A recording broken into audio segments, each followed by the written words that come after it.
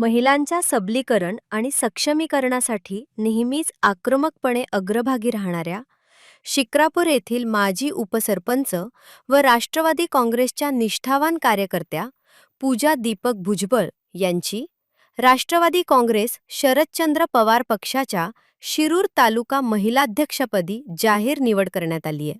त्यांच्या या निवडीमुळे संपूर्ण शिरूर तालुक्यातून त्यांचे जोरदार स्वागत होत असून विशेषतः महिला वर्ग आणि कार्यकर्त्यांमध्ये प्रचंड उत्साहाचे वातावरण निर्माण झाले।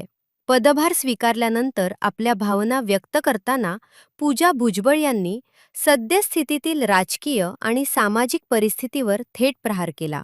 काँग्रेसच्या कार्यकाळात महिलांची चुली करून गॅसकडे प्रगती झाली होती, मात्र भाजपच्या राजवटीत वाढलेली प्रचंड महागाई आणि गॅसचा तुटवडा यामुळे आज ग्रामीण भागातील महिलांची पुन्हा गॅसकडून चुलीकडे अशी पश्चात्तापकारक वाटचाल सुरू झाल्याची खंत त्यांनी व्यक्त केली। ही परिस्थिती बदलण्यासाठी महिलांचे संघटन गरजेचे असल्याचे त्यांनी सांगितले। सर्वप्रथम या पत्रकार परिषदेसाठी तुम्ही सर्वजण मान्यवर पत्रकार उपस्थित राहिले त्यासाठी सर्वांचे मी मनापासून आभार व्यक्त करते आणि स्वागत करते। पहिल्यांदा मी माझा परिचय देईन। माझे नाव पूजा दीपक भुजबळ। मी बी कम्प्युटर इंजिनियर आहे आणि सध्या लॉची डिग्री मी घेत आहे।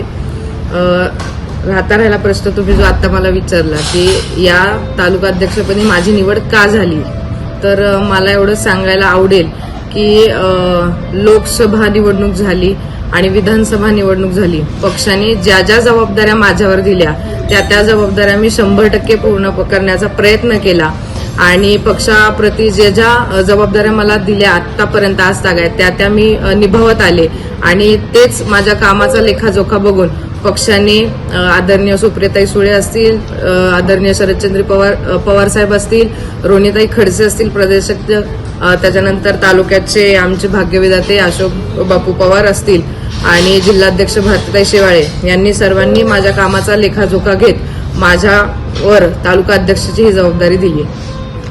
तसं पाहिलं तर आता देशात भाजपचं वातावरण, परंतु पवार साहेबांचा पक्ष तसा पाहिला आता बऱ्यापैकी संख्याबळ कमी, आमदार वगैरे कमी, विरोधी पक्ष आहे। तुम्ही भाजपमध्ये का नाही गेले किंवा बाकीच्या पक्षात का नाही गेले किंवा तिकडे काय काम करत नाही, इकडे कसे काय आले? म्हणजे कारण बरेचसे लोक जिकडे सत्ता तिकडे पळतात। पहिली गोष्ट, संघर्षाच्या काळात जो उभा राहतो तो खरा कार्यकर्ता असतो आणि आदरणीय आमचे सासरे सोमनाथ बापू भुजबळ आणि आमच्या सासूबाई चंद्रकला भुजबळ ह्या गेल्या अनेक पिढ्यानपिढ्या मला राजकीय वारसा भेटल्यामुळे तो वारसा पुढे नेण्यासाठी एक जबाबदार म्हणून की जिथे ज्या पक्षात काम करतायत त्या पक्षात शेवटपर्यंत निष्ठा ठेवणं आणि ह्या निष्ठेला न्याय देत भाजपकडे न जाता जे आमच्या घरावर कुटुंबावर आदरणीय पवार साहेबांच्या विचारांचा वारसा, शाहू फुले आंबेडकरांचा वारसा, आदरणीय छगन भुजबळ साहेबांचा वारसा मी बघत आली आहे, तोच पुढे नेण्याचा मी निर्धार करत भाजपकडे न जाता याच पक्षामध्ये मी थांबण्याचा विचार केला। कारण की तालुकाध्यक्षपद हे पद सन्मानासाठी नाही माझ्या दृष्टिकोनातनं, तर हे पद खूप जबाबदार पद आहे की जेणेकरून मी तालुक्यातील तळागाळातील महिलांना, प्रकाश झोतात किंवा ज्या युवक आहेत त्यांना समाजात आणून त्यांची मदत करू इच्छिते। शेवटचा प्रश्न विचारतो, जसं तुकाराम मुंडेंनी आता धडाका ठेवलेला आहे भेसळयुक्त वगैरे, म्हणजे पद मिळले आता आपल्याला पद मिळले तालुक्यात काय धडाका आपण महिलांसाठी किंवा कोणते विजन किंवा काही प्रश्न मांडणार किंवा आंदोलन उपोषणाच्या माध्यमातून महिलांना काय मिळालं देऊन, जसं मुंडे साहेबांनी कसं आता धडाका चालू ठेवला आहे तसं तुम्हाला पद मिळले तालुक्यात तुम्ही काय करणार? पद मिळल्या मला पहिल्यांदा महत्वाची जबाबदारी अशी वाटते, जसं आता तुम्ही प्रश्न विचारला की बाबा शरदचंद्र पवार गट हा संपत चाललेला आहे, तर माझ्या दृष्टिकोनातनं असं वाटतं की येणारा काळ हा आपल्या पक्षासाठी नक्कीच चांगला आहे। कारण की आज पाहता सरकारच्या विरोधात बरेच जण आंदोलनं करतात, बरेच जण प्रश्न उठवतात, जसं तुम्ही तुकाराम मुंडेंचा उल्लेख केला त्याचप्रमाणे तालुक्यातही आपल्या भीषण परिस्थिती आहे। तालुक्यात प्रामुख्याने प्रश्न आहे पाण्याचा प्रश्न आहे जो आता सगळ्यांना भिडसवत आहे।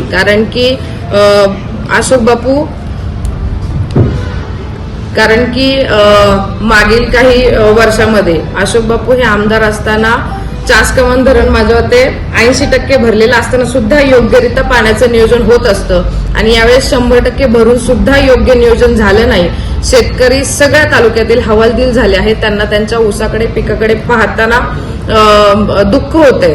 तर सगळ्यात मोठा प्रश्न तो पाण्याचा आहे. दुसरा खालोखाल प्रश्न, आता शिक्रापूरमध्ये उपसरपंच पद भोगत असताना बऱ्याच गोष्टी मला जाणवल्या की आपल्या तालुक्यामध्ये महिला सुरक्षा याच्यावरही खूप महत्वाचं काम करणं गरजेचं आहे. कारण की आपल्या महिला महिलांना सुरक्षित नाहीयेत आपल्या महिला.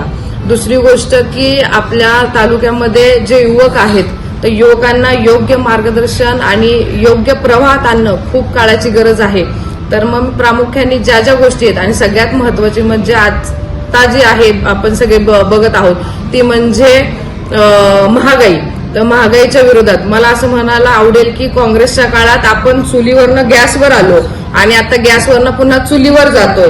तर हा काळ आपण बघतोय. तर हा सगळ्यात अवघड काळ आपल्यासाठी आहे. येणारं जे वर्ष आहे ते आर्थिक टंचाईचं आहे आणि त्यातल्या त्यात जो जगाचा पोशिंदा आहे त्यासाठी त्या शेतकऱ्यासाठी पण खूप आर्थिक संकटही आहे. तर त्या शेतकऱ्याला पाठिंबा देण्यासाठी ज्या काही गोष्टी ज्या काही शक्य असतील तळागाळात जाण्याच्या, जिथे जिथे आंदोलन करायचं, जिथे जिथे रस्त्यावर उतरण्याची वेळ आली तरी मी माझी तयारी ठेवते आणि योग्य माणसांना न्याय देण्यासाठी मी तत्पर राहील. एकच प्रश्न की तुमच्या परिवाराला करत भुजबळ परिवाराला राजकीय सामाजिक पार्श्वभूमी आहे आणि अतिशय चांगल्या प्रकारे तुम्हाला आता ही संधी मिळते, त्याबद्दल तुमचं अभिनंदन. मात्र आता तुम्ही ज्या ज्या प्रश्नांचा धांडोळा घेतला किंवा उल्लेख केला त्यापैकी सगळ्यात महत्वाचा कुठला प्रश्न मानतो की ज्या गोष्टीसाठी तुम्हाला त्यासाठी योगदान द्यावं वाटतं महिलांसाठी, म्हणून कुठला प्रश्न महत्वाचा वाटतो? तसं पाहायला गेलं तर मी महिला तालुका आघाडीचे अध्यक्ष आहे. त्याच्यामुळे प्रामुख्याने माझी पहिली जबाबदारी राहील की सगळ्या महिलांना न्याय देणं.